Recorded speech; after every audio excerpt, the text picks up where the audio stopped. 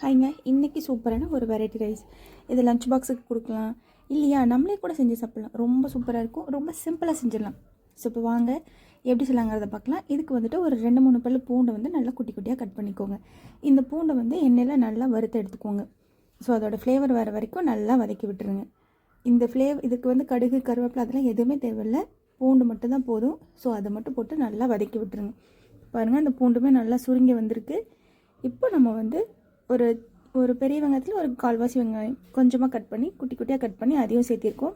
ஒரு பச்சை மிளகாய், கருவேப்பிலை வந்து உங்களுக்கு ஃப்ளேவர் வேணும்னா சேர்த்திக்கோங்க, இல்லாட்டி ஸ்கிப் பண்ணிக்கோங்க. ஸோ மோஸ்ட்லி கருவேப்பிலை வேண்டாம். ஸோ நான் கொஞ்சம் இருந்தனால அதை ஏன் வேஸ்ட் பண்ணணும்னு போட்டுட்டேன். இப்போ எல்லாத்தையும் நல்லா வதக்கி விட்டுருங்க.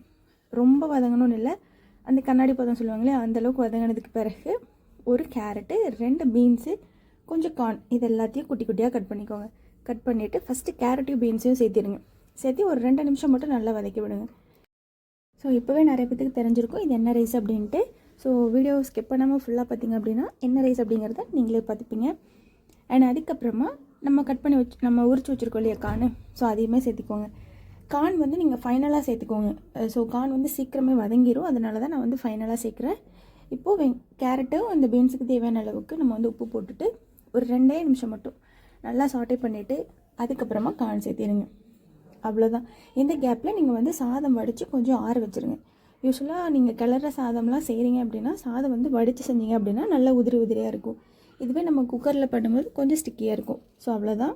நீங்கள் நல்லா வடித்து சேர்த்துட்டிங்க அப்படின்னா உதிரி உதிரியாக இருக்கும். அவ்வளோதான். இப்போ இதுக்கு மசாலாஸ் என்னென்னு பார்த்தீங்கன்னா, சும்மா பிஞ்ச் அளவுக்கு வந்து கரம் மசாலா, 1 ஸ்பூன் அளவுக்கு தாராளமாக பெப்பர், இவ்வளோதான். இது மட்டும்தான் மசாலாஸ், வேறு எதுவுமே கிடையாது. ஸோ குழந்தைங்களோட ஸ்கூல் பாக்ஸுக்கு ஐயோ லஞ்சுக்கு என்ன செய்யலாம் அப்படின்னு யோசிக்கிறீங்களா, கண்டிப்பாக அதை செஞ்சு கொடுங்க. இதில் நிறைய வெஜிடபிள்ஸ் இருக்குது. ஸோ ரொம்பவே ஹெல்த்தி. அவ்வளோதான். ஸ்டவ் ஆஃப் பண்ணிவிட்டு நம்ம எடுத்து வச்சுருக்க சாதத்தை கொட்டி நல்லா கிளறி விட்டிங்க அப்படின்னா சூப்பரான vegetable fried rice ready.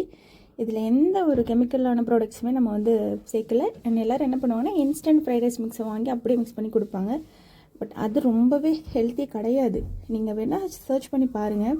But இந்த மாதிரி செய்யும்போது நல்ல ஃப்ளேவர்ஃபுல்லாக இருக்கும். அந்த பெப்பர், கரம் மசாலாவோட வாசனைலாம் ரொம்ப சூப்பராக இருக்கும். அண்ட் ரொம்ப காரமும் இருக்காது. ஸோ குழந்தைங்களாம் ஈஸியாக விரும்பி சாப்பிடுவாங்க.